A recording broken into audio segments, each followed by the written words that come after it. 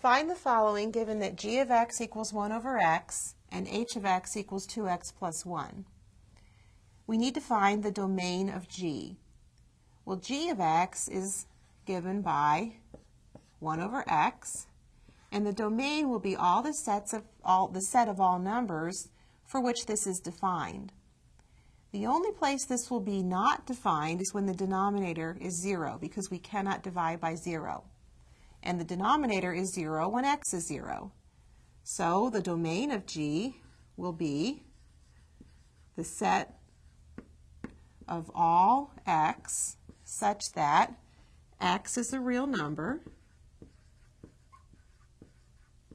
That means all real numbers, and how we write except 0, we can say the set of all x such that x is a real number,